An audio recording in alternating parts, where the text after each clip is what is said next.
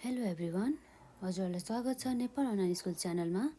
आज हामी BBS third इयरको taxation बुकको इन्कम ट्याक्स एक्टको हामी केही बेसिक कन्सेप्टहरू पढ्न जाँदैछौँ, जसमा हाम्रो रहेको छ objective of the charging tax.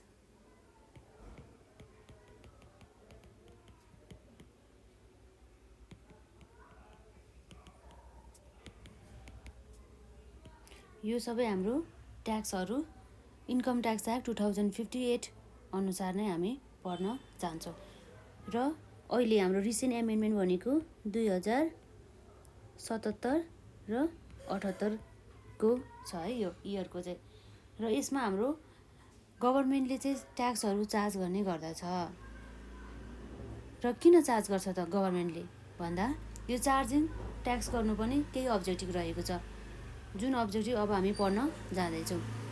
गभर्मेन्टले रेजिङ रेभिन्यू गर्नको लागि अनि prevention of the concentration of the wealth in a few hands गर्नको लागि र redistribution of the wealth for a common goods, साथसाथै maintenance of the welfare state गर्नको लागि पनि गभर्मेन्टले चार्ज गर्ने गर्दछ ट्याक्सहरू है। हामी अब यसलाई ब्रिफली लेख्दै डिस्क्राइब गरौँ है।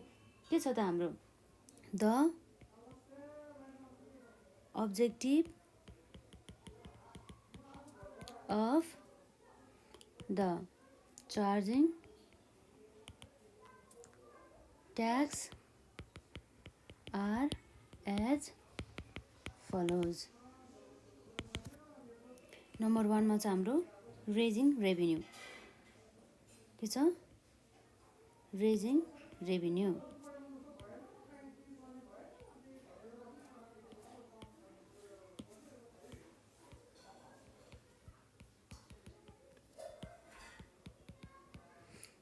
रेभिन्यू जेनेरेट गर्नको लागि गभर्मेन्टले ट्याक्सहरू काट्ने गर्दछ। र त्यो रेभिन्यू के को लागि युज गर्ने गर्दछ भन्दा, for the purpose of the administrative and the development expenses of the government of Nepal भनेपछि, त्यसै गरी गभर्मेन्टले यो ट्याक्सहरू कलेक्ट गरेर विकास निर्माणका कार्यहरू गर्ने गर्दछ है। र साथसाथै हेल्पलेस पिपुलहरूलाई हेल्प गर्ने काम गर्दछ है, यो रेभिन्यू कलेक्ट गरेर। यसले हामीले डिस्क्राइब गर्दाखेरि के हुन्छ? For the purpose of meeting out the administrative and developmental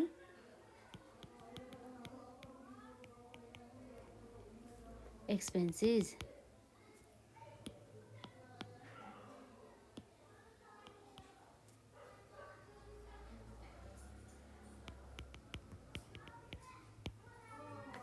of the government. गभर्मेन्टले गर्नुपर्ने एक्सपेन्डिचरहरूको लागि गभर्मेन्टले के गर्ने गर्दछ? रेभिन्यू रेजिङ गर्ने गर्दछ। कसरी रेजिङ गर्ने गर्दछ भन्दा, बाई चार्जिङ अ ट्याक्स है। यसरी चाहिँ गभर्मेन्टले चाहिँ रेभिन्यू जेनेरेट गर्ने काम गर्दछ। र अर्को चाहिँ हाम्रो के रह्यो? Objective of the charging the ट्याक्समा हाम्रो प्रिभेन्सन्स अफ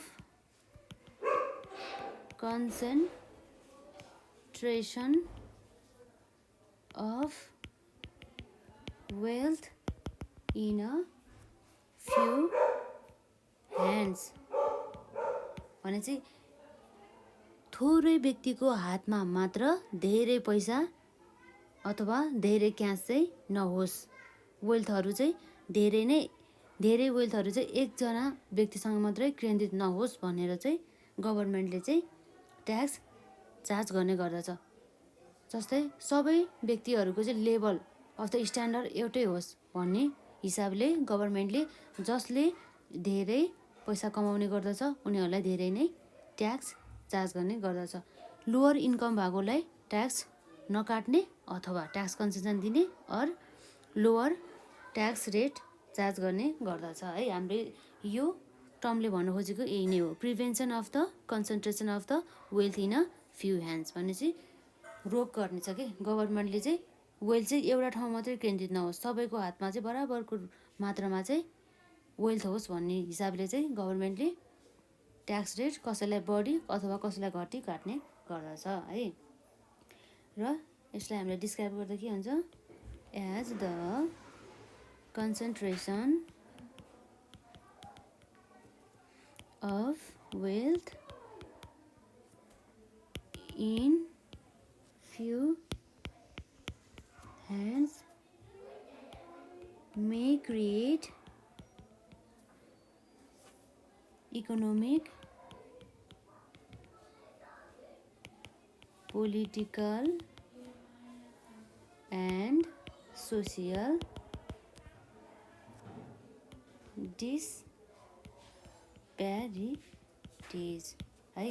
के गर्नको लागि, as the concentration of the wealth in a few hands may create a economic, political and the social disparities भनेपछि डिस्क्रिमिनेसन नहोस् सोसियलमा, भनेपछि हाम्रो के भयो, हाम्रो समाजमा चाहिँ कुनै पनि प्रकारको भिन्नता नहोस्। जस्तै कस्तो हुन्छ भन्दा इकोनोमिक रूपमा, पोलिटिकल रूपमा, सोसियल रूपमा चाहिँ कुनै पनि डिस्प्यारिटिज नहोस् भन्ने हिसाबले चाहिँ गभर्मेन्टले चाहिँ ट्याक्स काट्ने गर्दछ। र अर्को हाम्रो अब्जेक्टिभ रहेको छ चार्जिङ अफ द ट्याक्सको redistribution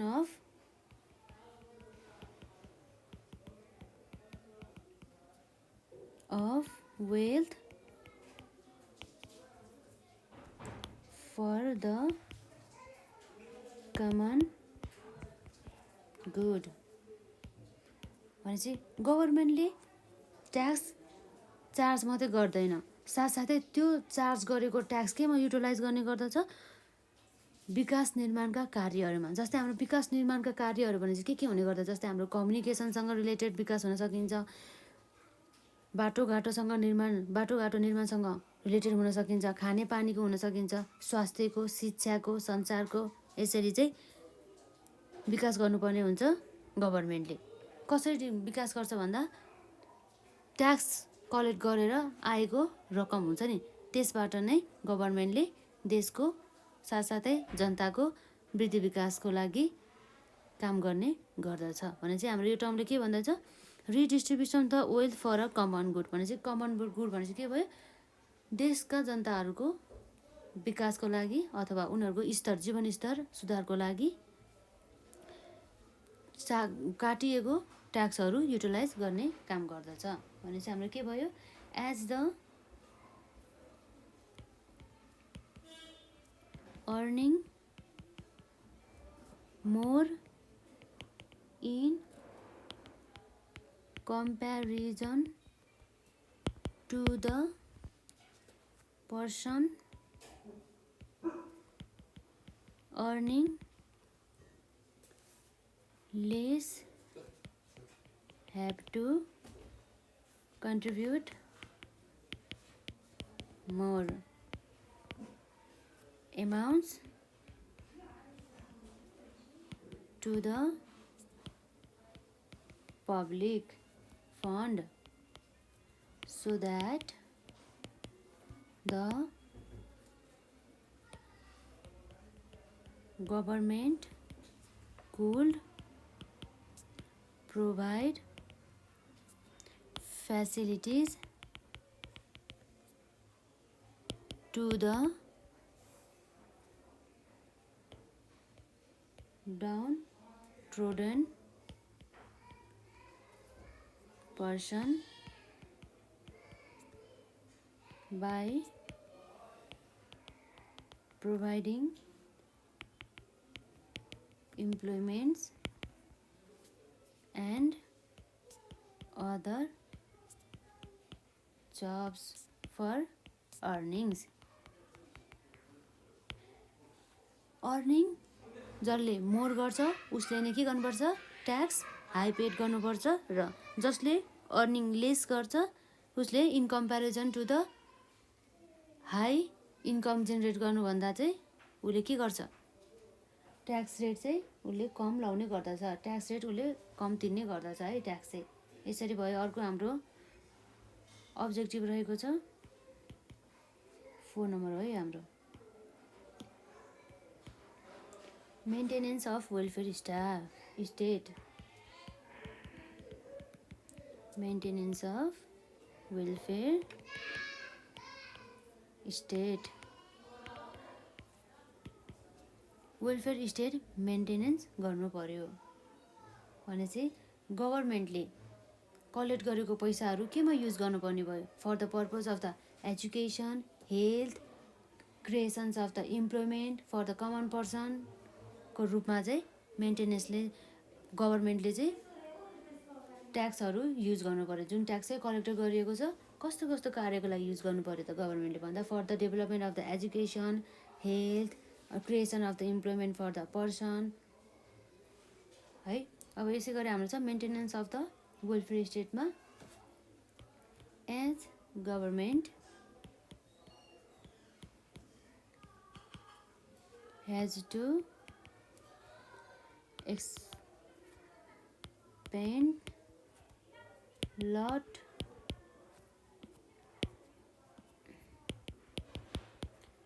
of money for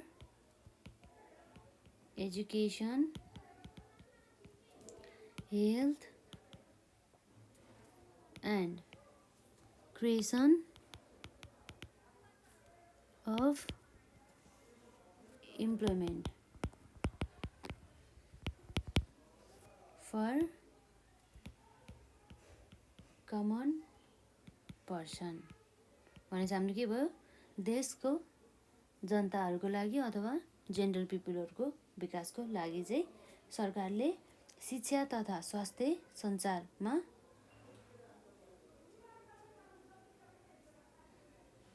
tax collect गरेको एमाउन्टहरू चाहिँ युटिलाइज गर्नुपर्ने हुन्छ है।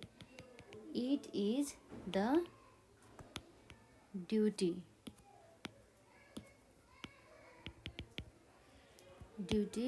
of the government to ensure economic stability in the country है। भने चाहिँ अर्को पर्पज भनेको ट्याक्स डिडक्ट गर्नुको के छ? To encourage the national based industries। गभर्मेन्टले ट्याक्स काट्नुको अर्को उद्देश्य भनेको आफ्नो देशमा रहेको नेसनल बेस्ड इन्डस्ट्रीहरू हुन्छ नि भने चाहिँ देशमा रहेका इन्डस्ट्रिजहरूलाई इन्करेज गर्नको लागि, उनीहरूलाई उत्साहित गर्नको लागि, प्रोत्साहन दिनको लागि चाहिँ उनीहरूले ट्याक्स काट्ने गर्दछ। भने चाहिँ कस्तो हुन्छ भन्दा इम्पोर्टेड गरेको गुड्स हुन्छ नि हाम्रो, जस्तै हामीले बाहिर देशबाट गुड्स इम्पोर्टेड गर्नेमा बढी ट्याक्स लाग्यो भने के हुन्छ? त्यसको मूल्य बढी हुन्छ र यदि हाम्रो नेसनल बेसमा रहेको इन्डस्ट्रीहरूलाई ट्याक्स नै एक्जेम्सन गरिदिने अथवा ट्याक्स नै नलगाइदिने अथवा थोरै ट्याक्स रेट लगायो भने हाम्रो के हुन्छ? वस्तु तथा सेवाको सामानहरू चाहिँ देशमा रहेका इन्डस्ट्रीहरूले उत्पादन गरेकोमा थोरै लाग्ने गर्दछ। त्यसरी लाग्ने गर्दा के हुन्छ? त्यसको मूल्य प्राइस कम हुन्छ भने चाहिँ बाहिरबाट लिएर आएको वस्तुभन्दा नेपालमा उत्पादन गरेको वस्तुको सामानको के हुन्छ? मूल्य कम हुन्छ र गुणस्तर पनि हुने गर्दछ हो। त्यसलाई त्यसरी चाहिँ इन्डस्ट्रिजहरूलाई चाहिँ गभर्मेन्टले चाहिँ ट्याक्सहरू चार्ज गरेर चाहिँ प्रोत्साहन गर्न सकिन्छ। थोरै चार्ज गर्ने ट्याक्सहरू थोरै चार्ज गर्ने इन्कममा है र अथवा चार्ज नै नगर्ने हो। त्यसो गरेर चाहिँ कन्सेसनहरू दिने गरेर चाहिँ गभर्मेन्टले चाहिँ उत्साहित गर्न सकिन्छ नेसनल बेस्ड इन्डस्ट्रिजहरूलाई र बाहिरबाट इम्पोर्टेड गर्ने गुड्सहरूमा हाई चार्ज गर्ने ट्याक्सहरू अरू ड्युटीहरू हाई चार्ज गर्यो भने के हुने गर्दछ? नेसनल बेस्ड इन्डस्ट्रीहरू उत्साहित हुने गर्दछ है। अब यसको हाम्रो यहाँ लेख्यौँ चेन्जेस भन्दा नि हाम्रो के छ यसमा हामीले चार्ज गर्ने हो नि त है charges high rates of taxes on the imported goods in comparison to the goods produced in the country and by providing tax incentive to the business earning from foreign currencies यसरी हाम्रो भयो to encourage the national based industries अर्को हाम्रो last objective रहेको छ charging ट्याक्सको increasing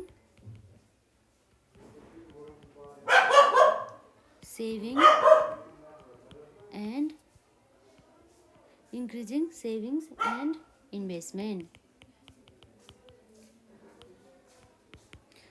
saving र इन्भेस्टमेन्टमा वृद्धि गर्नको लागि पनि गभर्मेन्टले ट्याक्स चार्ज गर्ने गर्दछ जस्तै हाम्रो सेभिङमा वृद्धि भयो भने के हुन्छ इकोनोमिक स्टेबिलिटी इन्क्रिज हुने गर्दछ र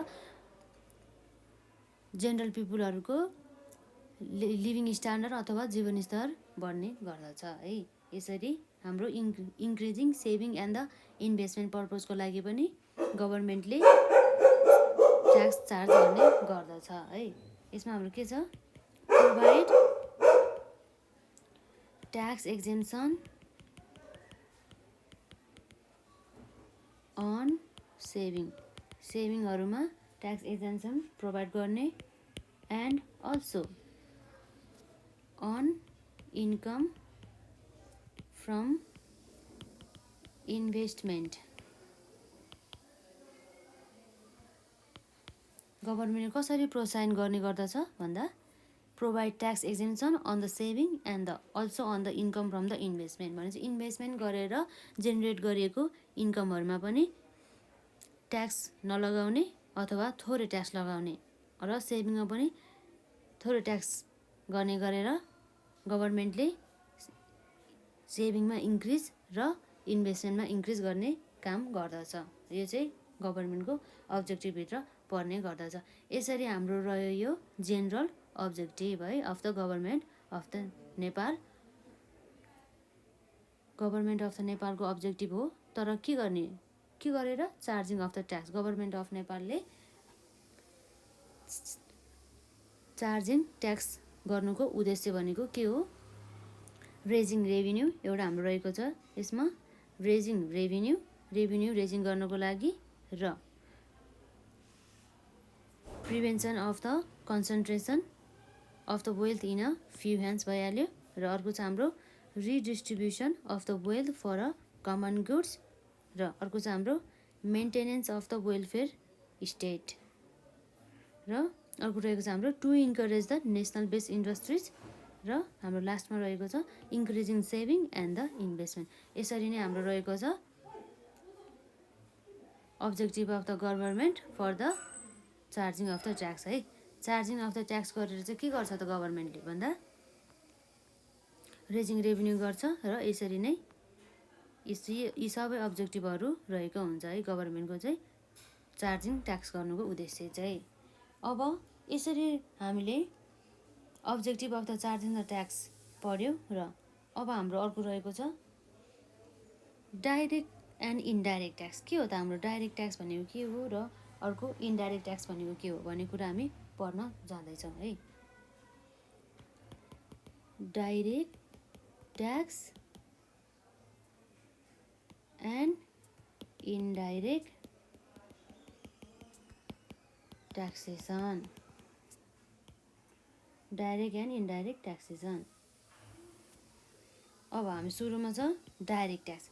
डाइरेक्ट ट्याक्स भनेको के हो भन्दा यो डाइरेक्ट ट्याक्स चाहिँ जुन पर्सनलाई यो ट्याक्स लगाइन्छ त्यही पर्सनले नै ट्याक्स गभर्मेन्टमा लगेर बुझाउनु पर्ने हुन्छ। अन्य थर्ड पार्टी अथवा अन्य जसलाई चाहिँ अराएको हुन्छ नि हो त्यो मान्छेले चाहिँ ट्याक्स बुझाउन पाउँदैन। जसलाई ट्याक्स इम्पोज गरेको उसले नै ट्याक्स पेड गर्नुपर्ने हुन्छ है। भने चाहिँ हाम्रो के रहेछ त डाइरेक्ट ट्याक्स भनेको भन्दा डाइरेक्ट ट्याक्समा हाम्रो के छ direct tax is really paid by the person on whom it is legally imposed। जुन पर्सनलाई लिगल्ली इम्पोज गरिएको छ उही पर्सनले मात्रै हाम्रो डाइरेक्ट ट्याक्स पेड गर्नुपर्ने हुन्छ है। अब यसो गरिरहेको छ in case of direct tax the ultimate burden of the tax to bear the expenses is of legal payee। कसले गर्दछ लिगल पेयीले बियर गर्ने काम गर्दछ है। हाम्रो यहाँ लिगल पेयी भनेको चाहिँ को रहेछ भन्दा चाहिँ legal payee means the person who is liable to pay the tax but not the person who actually pays the amount on behalf of the others है। जस्तै म्यानेजरहरू एजेन्टहरू हुनसक्छ, रिप्रेजेन्टेटिभ हुन सकिन्छ है। र हाम्रो यो डाइरेक्ट ट्याक्समा एक्जाम्पल भनेको कस्तो ट्याक्सलाई डाइरेक्ट ट्याक्स भनिन्छ भन्दा हाम्रो इन्कम ट्याक्सभित्र पर्छ। फर एक्जाम्पल के पर्न सकिन्छ इन्डाइरेक्ट भने income tax act, income tax भयो, अर्को प्रोपर्टी ट्याक्स भयो र अर्को भयो रजिस्ट्रेसन अफ प्रोपर्टी ट्याक्स। जस्तै अब हाम्रो भयो क्याजुअल इन्कम ट्याक्स एसेक्ट्रा है। अरू पनि हुने गर्दछ। यसरी नै रहेछ हाम्रो डाइरेक्ट ट्याक्स। भने चाहिँ हाम्रो डाइरेक्ट ट्याक्स कसले पेड गर्नुपर्ने छ by the person to whom it is legally impose. जसलाई चाहिँ लिगल्ली इम्पोज गरिएको छ यो ट्याक्स उही पर्सनले मात्रै डाइरेक्ट ट्याक्स बियर गर्नुपर्ने हुन्छ र पेड गर्नुपर्ने हुन्छ। भने चाहिँ हाम्रो अर्को रहेको छ डाइरेक्ट ट्याक्स पछि इन्डाइरेक्ट ट्याक्स। हाम्रो के हो त इन्डाइरेक्ट ट्याक्स भनेको भन्दा ठ्याक्कै हाम्रो अपोजिट डाइरेक्ट ट्याक्सको अपोजिट इन्डाइरेक्ट ट्याक्स रहने गर्दछ। इन्डाइरेक्ट ट्याक्स भनेको हाम्रो के हो भन्दा चाहिँ an indirect tax is imposed on one person. भने चाहिँ के रहेछ हाम्रो इन्डाइरेक्ट ट्याक्स चाहिँ इम्पोज गर्छ कसलाई लगाइन्छ एउटा पर्सनलाई लगाइन्छ है। बट पेड or wholly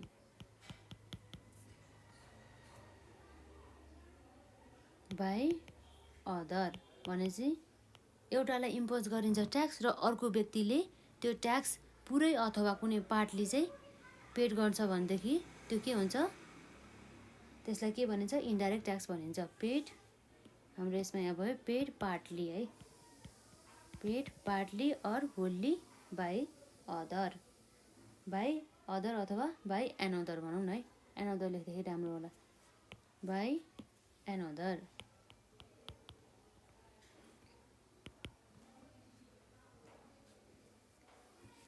भने चाहिँ हाम्रो के हुन्छ यसमा अर्को द पेई of the tax shifts the burden on another भने चाहिँ ट्याक्स तिर्नुपर्ने त्यो हाम्रो जुन रेस्पोन्सिबिलिटी हुन्छ नि एक व्यक्तिबाट अर्को व्यक्तिमा सर्ने गर्दछ हाम्रो इन्डाइरेक्ट ट्याक्समा है अनदर पर्सन। जस्तै हाम्रो एक्जाम्पलको लागि भनौँ हाम्रो इन्डाइरेक्ट ट्याक्समा हामीले जुन कुरा हामीले पढिसक्यो त्यो भनेको हाम्रो भ्याट हो जसको फुल फर्म हो हाम्रो भ्यालु एडेड ट्याक्स भने चाहिँ इन्डाइरेक्ट ट्याक्समा हाम्रो इक्जाम्पलमा भ्यालु एडेड ट्याक्स अथवा भ्याट पर्ने गर्दछ भने चाहिँ इन्डाइरेक्ट ट्याक्समा एक व्यक्तिमा लगाइएको ट्याक्स अर्को व्यक्तिले तिर्छ अथवा बियर गर्छ पार्टली अथवा होल्ली भने चाहिँ त्यो के भयो हाम्रो इन्डाइरेक्ट ट्याक्स भयो। यसरी हाम्रो डाइरेक्ट ट्याक्स र इन्डाइरेक्ट ट्याक्समा पनि हामीले पढ्यौँ र अब हाम्रो के छ भन्दाखेरि चाहिँ छोटो एउटा दुईवटा त्यो टर्महरूमा चाहिँ डिफ्रेन्स छ क्या। जस्तै अब मानौँ कि ट्याक्स अभोइडेन्स र केमा अर्को ट्याक्स इभाजन के हो त हाम्रो ट्याक्स अभोइडेन्स भन्नु र ट्याक्स इभाजन भन्नु एउटै हो त यो टर्म एउटै होइन भनिसकेपछि हाम्रो के हो त ट्याक्स अभोइडेन्स भनेको यो हाम्रो लिगल हो यो चाहिँ लिगल्ली गर्ने गरिन्छ र ट्याक्स इभाजन भनेको जुन कर छल्ने भनिन्छ कि यसलाई है कसरी गर्न सकिन्छ यो चाहिँ इल्लिगल हो है। यदि ट्याक्स अभोइडेन्स भनेको चाहिँ हामीले यदि लिगल्ली कुनै पनि ट्याक्स हामीले अभोइड गर्न सक्छौँ भनेदेखि त्यो भयो हाम्रो ट्याक्स अभोइडेन्स र हामीले इल्लिगल्ली अथवा इल्लिगल काम गरेर चाहिँ हामीले यदि ट्याक्स छली गर्छौँ भनेदेखि त्यसलाई के भनिन्छ ट्याक्स इभाजन भनिन्छ। यो दुईवटा बिच फरक यति नै हो है मेन डिफ्रेन्स भनेको यही हो। नभए हाम्रो ट्याक्स अभोइडेन्स र ट्याक्स इभाजन भनेको एउटै बुझिन्छ तर हाम्रो ट्याक्स अभोइडेन्स र ट्याक्स इभाजनमा मेन डिफ्रेन्स भनेको चाहिँ ट्याक्स अभोइडेन्स भनेको लिगल हुन्छ र लिगल्ली गरिन्छ र ट्याक्स इभाजन भनेको चाहिँ इल्लिगल हुन्छ जसलाई हामीले गऱ्यौँ भने त्यसलाई हामीले इल्लिगल मानिन्छ है। यसै गरी हाम्रो अर्को रहेको छ डिरेक्टर जेनरलको function duties and the power of the director general है power function and duties of director general है।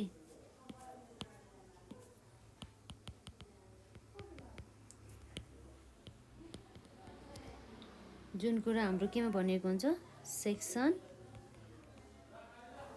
72 को सबसेक्सन 4 है हाम्रो function duties power of the director general के रहेछ त हाम्रो भन्दा director general has the following powers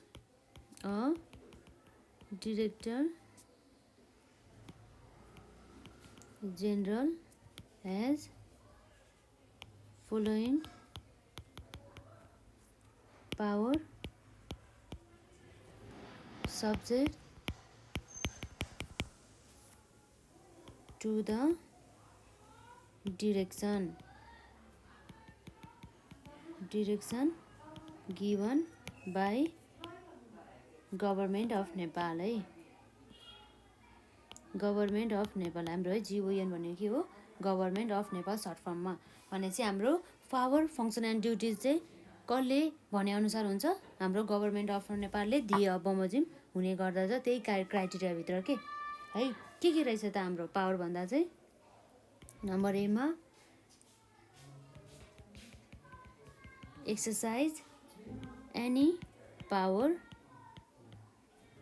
granted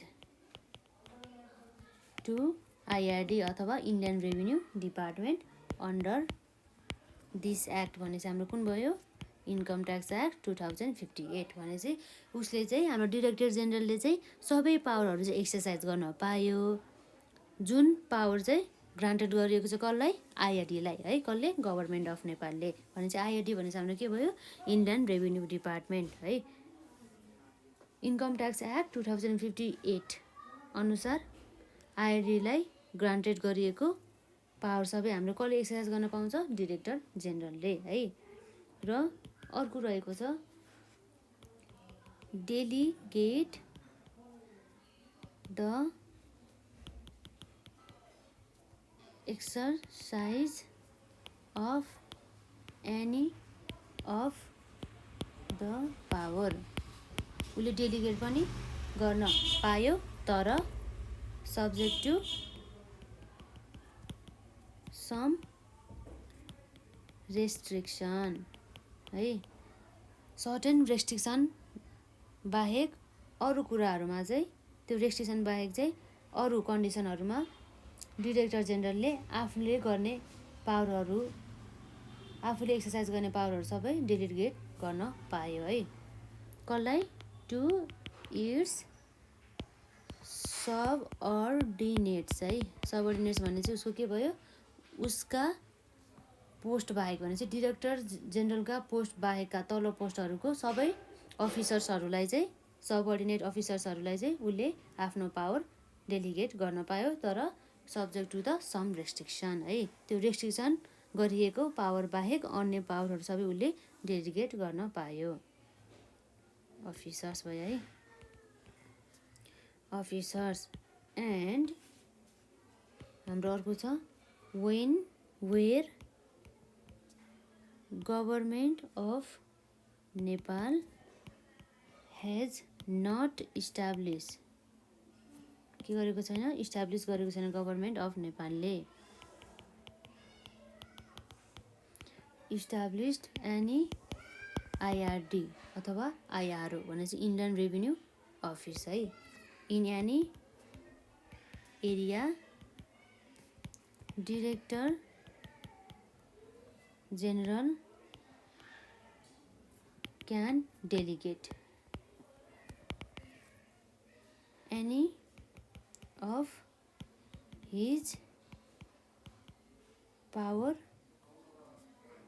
to any of the officers in the civil service except the following powers conferred to director general है। जुन power चाहिँ director जेनरललाई दिएको हुन्छ है।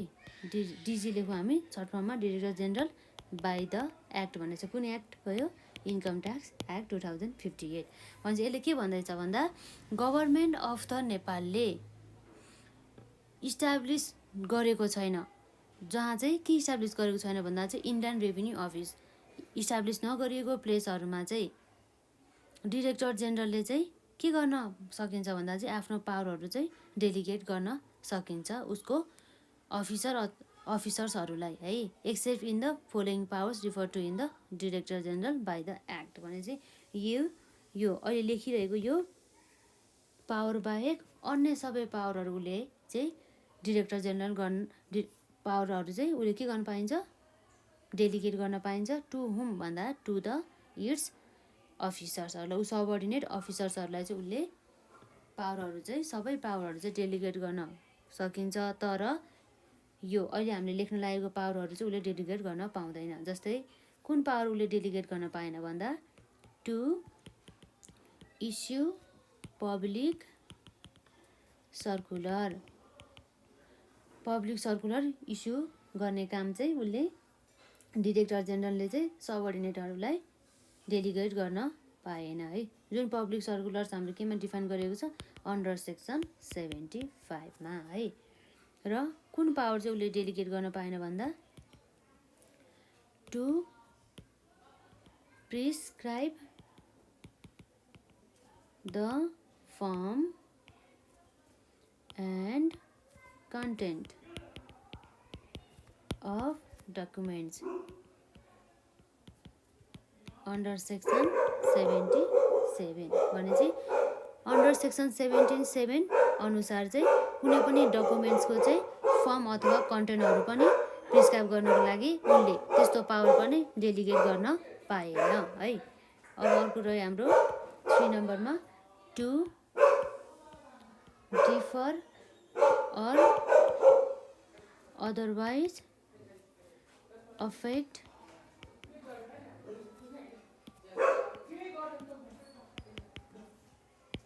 the reviewable decision under section 115 को subsection 5 है। Under section 115 को subsection 5 मा त्यो डिसिजनमा त्यो रिभ्यू गर्ने बेला चाहिँ उले चाहिँ के गर्नु त्यो रिभ्यू गर्ने काम कसलाई दिनु भएन, उले डेलिगेट गर्नै पाएन यो पावर है। सबअर्डिनेट्सहरूलाई उले डेलिगेट गर्न पाएन, उ आफैले गर्नुपर्ने भयो। उ भनेको भयो हाम्रो डाइरेक्टर जेनरल आफैले है। हाम्रो 4 नम्बरमा छ to accept or reject wholly or partly the matters sought through administrative review procedure by an applicant under section 115 को सबसेक्सन 7 मा है।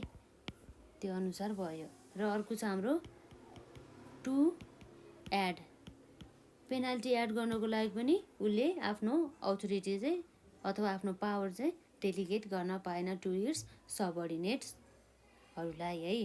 टु एड उ आफैले नै हाम्रो डाइरेक्टर जेनरल आफैले नै पेनाल्टीहरू एड गर्नु पर्ने हुन्छ।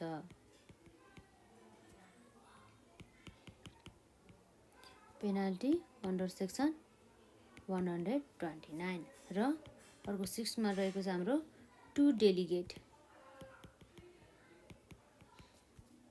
The power under section 82 income tax act 2058 को सेक्सन 82 मा रहेको पावरहरू चाहिँ उसले डेलिगेट गर्न पाएन है। भने चाहिँ हाम्रो यसरी नै रहेको छ डाइरेक्टर जेनरलको फङ्सन ड्युटिज एन्ड द पावरहरू। तर हाम्रो यसमा के भयो त, डाइरेक्टर जेनरलले सबै आफ्नो पावरहरू डेलिगेट गर्न पाउँछ, जहाँ चाहिँ आइआरओ अथवा इन्डियन रेभिन्यू अफिस इस्टाब्लिस भएको छैन। कसलाई पावर डेलिगेट गर्न पाउँछ? अफिसर्सहरूलाई है, उसको सबअर्डिनेट अफिसरलाई डेलिगेट गर्न पाइन्छ। तर यो जुन हाम्रो यो 5वटा 6वटा है 6वटा अथोरिटी अथवा पावर रहेको छ त्यो चाहिँ उसले आफूले गर्नुपर्ने हुन्छ, कसैलाई कसैको थ्रु अथवा कसैलाई अराएर गर्न पाउने छैन। भनेपछि त्यसमा हाम्रो के भयो, to issue the public circular under section 75 to prescribe the form and content of the documents under section 77 र to defer or otherwise affect the reviewable decisions under section 115 को सबसेक्सन 5 र to accept or reject wholly or partly the matters sought through administrative review procedures by an applicant under section 115 को subsection 7 र to add penalty under section 129 अनुसार। र अरू के छ हाम्रो to delegate the power under section 82 section 82 को पावरहरू चाहिँ डेलिगेट गर्न पाएन। यसरी रहेको छ हाम्रो डाइरेक्टर जेनरलको फङ्सन ड्युटिज एन्ड द पावरहरू। मेनली हाम्रो डाइरेक्टर जेनरलसँग हुने पावर भनेको कुन हो, जुन चाहिँ आइआरईले गर्ने सबै एक्सर्साइज गर्ने पावरहरू हुन्छ, त्यो सबै नै हाम्रो डाइरेक्टर जेनरलले गर्नुपर्ने हुन्छ। जुन आइआरडीलाई कसले चाहिँ पावरहरू दिएको हुन्छ, गभर्मेन्ट अफ नेपालले है। अब यसै गरी हामीले हाम्रो नेक्स्ट टपिक रहेको छ यो हाम्रो function, duties and the power of the director general पछि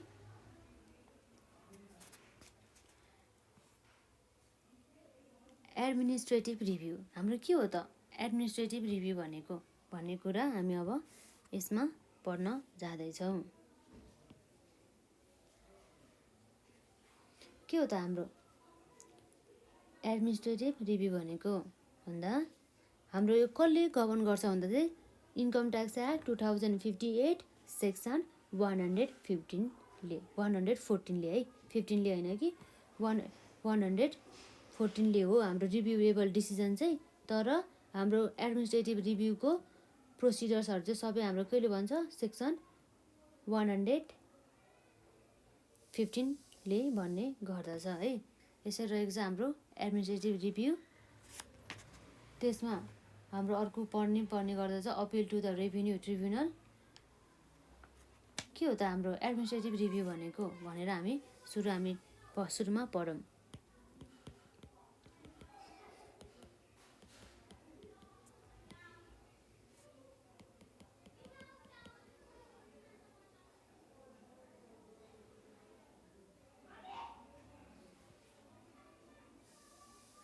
जब जस्तै हाम्रो सेल्फ एडजस्टमेन्ट हुन्छ, सेल्फ एडजस्टमेन्ट गर्छ कसले ट्याक्स पेयरले सेल्फ एडजस्टमेन्ट गर्दाखेरि के हुन्छ यदि आइआरडी सेटिस्फाइड छैन र आइआरडीले के गर्छ त भन्दा आफैले इन्सपेक्सन गर्छ, आफैले inspection of the documents and the books of the account सबै गर्ने गर्दछ। त्यसो गर्दाखेरि पनि उसले आइआरडीले के गर्छ भन्दा चाहिँ आफूले इन्सपेक्सन गरिसकेपछि एउटा डिसिजन प्रोभाइड गर्छ। हामीले चाहिँ यसरी बुक्स अफ द एकाउन्ट्सहरू चेक गर्दा चाहिँ यस्तो यस्तो भेटायौँ भनेर कुरा गर्छ। तर त्यसो गरिसकेपछि तपाईँले चाहिँ यति ट्याक्स दिनुपर्छ भनेर उनीहरूले फिक्स भन्छ क्या।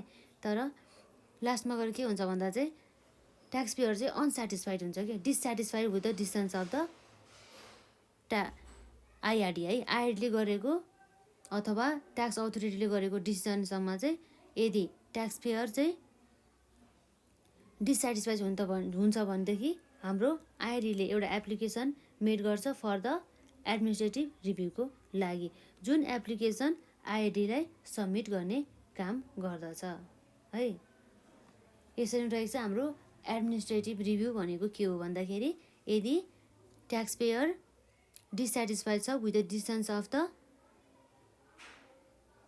इन्कम ट्याक्स अथोरिटी अथवा आइआरडीसँग उनीहरूले गरेको डिसिजनसँग चाहिँ डिससेटिस्फाइड छ भनेदेखि एप्लिकेसन मेड गर्छ to the IRD for the administrative review under section 115मा चाहिँ प्रोसिडर्स फर द एडमिनिस्ट्रेटिभ रिभ्यूको बारेमा छलफल गरिएको छ। भने चाहिँ के हो त एडमिनिस्ट्रेटिभ रिभ्यू त गर्ने, तर यो एडमिनिस्ट्रेटिभ रिभ्यू गर्दाखेरि एप्लिकेसन कसलाई मेड गर्ने भन्दा टु द आइआरडीलाई, कसले बाई द ट्याक्स पेयरले है, ट्याक्स पेयरले गर्ने गर्दछ। बाई हुम भन्दा where to apply administrative review त गर्ने, तर हामीले एप्लिकेसन मेड गऱ्यौँ है फर द एडमिनिस्ट्रेटिभ रिभ्यू भने चाहिँ कहाँ अप्लाई गर्ने त्यो एप्लिकेसन भन्दा टु द आइआरडीमा सबमिट गरिदिने है। वेयर टु अप्लाई भन्दा the application for an administrative review shall be submitted to IRD। आइआरडीलाई सबमिटेड गर्नुपर्ने हुन्छ र हाम्रो प्रोसिडर फर एडमिनिस्ट्रेटिभ रिभ्यू हाम्रो केमा भनिएको हुन्छ अन्डर सेक्सन 150 है 15 है। प्रोसिडर फर एडमिनिस्ट्रेटिभ रिभ्यू हाम्रो के हुन्छ सेक्सन 115 अनुसार है। यसरी रहेको छ। हामीले एडमिनिस्ट्रेटिभ रिभ्यू त गर्ने भन्यो, अथवा ट्याक्स पेयर चाहिँ एकदम डिससेटिस्फाइड छ के डिसिजन्स अफ द आइआरडी अथवा इन्कम ट्याक्स अथोरिटीको डिसिजनमा चाहिँ एकदमै डिससेटिस्फाइड छ भने चाहिँ उसले एडमिनिस्ट्रेटिभ रिभ्यूको लागि उसले एप्लिकेसन गर्नु पर्यो आइआरडीमा। तर कति दिनभित्र चाहिँ उसले एप्लिकेसन मेड गर्ने त आइआरडीमा भन्दा within 30 days of the received of the notice of the distance by the tax pair भने चाहिँ ट्याक्स पेयरले चाहिँ डिस्टेन्स मेड गरेको हुन्छ नि।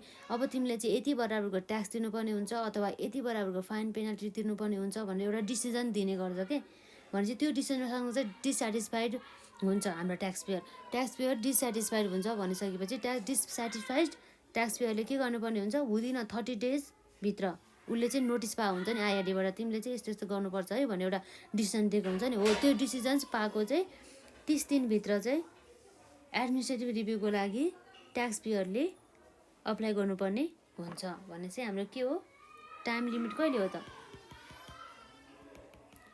टाइम लिमिट भनेको 30 days of the receipt of the notice of decision by the taxpayer है tax पेयरले notice receive गरेको 30 दिनभित्र चाहिँ एडमिनिस्ट्रेटिभ रिभ्यूको लागि अप्लाई गर्नुपर्ने हुन्छ है। तर 30 दिनभित्र पनि यदि ट्याक्स पेयर चाहिँ एबल भएन कि सबमिट एप्लिकेसन भनेपछि उसले के गर्नु पर्यो त भन्दाखेरि उसले फेरि एक्सटेन्सन डेटको लागि चाहिँ आइआरडीमा अप्लाई गर्नु पर्यो। कति दिनभित्र विदिन 7 days भित्र भनेपछि 7 दिन चाहिँ कहिले दिनबाट भन्दा चाहिँ 30 दिन समाप्त भएको दिनदेखि चाहिँ 7 दिनभित्र चाहिँ टाइम एक्सटेन्सनको लागि एप्लिकेसन मेड गर्नुपर्ने हुन्छ टु द आइआरडी भने चाहिँ आइआरडीले चाहिँ यदि रिजनेबल कजेसहरू देख्यो भने चाहिँ उसले के गर्ने गर्दछ एक्सटेन्सन गर्ने गर्दछ है भने चाहिँ जुन पिरियड एक्सटेन्ड गरेको पिरियड कति पनि हुन सकिन्छ 30 दिनभन्दा कम नै हुने गर्दछ र 30 दिन अथवा 30 दिनभन्दा बढी चाहिँ हुने गर्दैन भने चाहिँ 30 दिनसम्म चाहिँ उसले फेरि टाइम चाहिँ एक्सटेन्ड गर्न सकिन्छ हाम्रो एडमिनिस्ट्रेटिभ रिभ्यूको लागि है। यसरी रहेको छ हाम्रो टाइम लिमिट। यसमा हाम्रो के भयो यदि 30 दिनभित्र पनि अनेबल भयो है उनीहरूले के गर्न सकेन एप्लिकेसन मेड गर्न सकेन भनेदेखि यो 30 दिन समाप्त भएको है यो 30 दिन समाप्त भएको 7 दिनभित्र विदिन कतिभित्र विदिन 7 days भित्र के गर्नु पर्यो एप्लिकेसन मेड गर्नु पर्यो एप्लिकेसन सबमिट गर्नु पर्यो कसलाई टु द आइआरडीलाई। आइआरडी भनेपछि हाम्रो के भयो इन्डियन रेभिन्यू डिपार्टमेन्टलाई एप्लिकेसन सबमिट गर्नु पर्यो। यदि रिजन के छ हाम्रो रिजनेबल कजेसहरू छ भनेदेखि आइआरडीले के गर्ने गर्दछ भन्दा नट एक्सिडिङ 30 दिनभन्दा बढी नभएर 30 दिनसम्मको लागि भनौँ न नट एक्सिडिङ 30 days सम्मको लागि उनीहरूले फेरि टाइम के गर्न सक्छ टाइम एक्सटेन्ड गर्न सकिन्छ है। यसरी नै रहेछ हाम्रो एडमिनिस्ट्रेटिभ रिभ्यू जुन हाम्रो प्रोसिडर फर द एडमिनिस्ट्रेटिभ रिभ्यूको बारेमा हाम्रो सेक्सन 115 मा ब्रिफली डिस्क्राइब गरिएको छ है। र यसरी हामीले एडमिनिस्ट्रेटिभ रिभ्यू गरिसकेपछि के हुन्छ भन्दाखेरि चाहिँ एडमिनिस्ट्रेटिभ रिभ्यू गरिसकेपछि पनि यदि फेरि ट्याक्स पेयर फेरि डिससेटिस्फाइड छ अरे केमा भन्दा चाहिँ with the outcomes of the administrative review भनेपछि उसले फेरि के गर्नु पर्यो it may file an appeal at the revenue tribunal भनेपछि के भयो हाम्रो डिससेटिस्फाइड भयो फेरि एडमिनिस्ट्रेटिभ रिभ्यूको डिसिजन्सबाट भनेपछि फेरि ट्याक्स पेयरको अर्को अल्टरनेटिभ चोइस भनेको के भयो अपिल गर्ने केमा टु द रेभिन्यू ट्रिब्युनलमा। उसले रेभिन्यू ट्रिब्युनलको बारेमा हामीले केमा पढ्छौँ section 116 of the income tax एक्टको बारेमा हाम्रो के गर्नुपर्छ अरे, यदि डिसस्याटिस्फाइड भयो भने यो हाम्रो ट्याक्स पेयर फेरि के भयो, डिसस्याटिस्फाइड भयो with the decisions of the administrative review भनेपछि केमा चाहिँ उसले अपिल गर्नुपर्ने भयो, डिसस्याटिस्फाइड भएको केसमा अपिल टु रेभिन्यू ट्रिब्युनल भनेपछि कुन भयो त यो हाम्रो भनेको सेक्सन 116ले यसमा डिल गर्ने गर्दछ। इन्कम ट्याक्स एक्टको 2058 को सेक्सन 116 ले डिल गर्ने गर्दछ अपिल टु द रेभिन्यू ट्रिब्युनलको बारेमा है। भनेपछि अपिल गर्नुपर्ने हुन्छ कसले, डिसस्याटिस्फाइड ट्याक्स पेयरले। भनेपछि के गर्ने हो त भन्दा जुन चाहिँ एग्रिभ छ by the decisions of the IRD कसले गर्नु पर्यो, अपिल टु द रेभिन्यूमा, अपिल टु द रेभिन्यू ट्रिब्युनलमा भन्दा चाहिँ बाई एग्रिभ्ड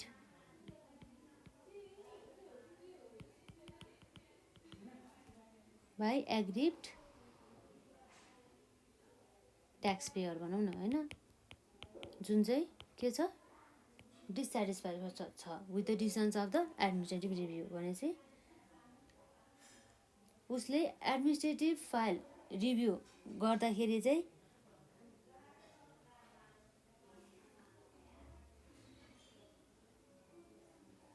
सिक्सटी डेजभित्र चाहिँ उसले एप्लिकेसन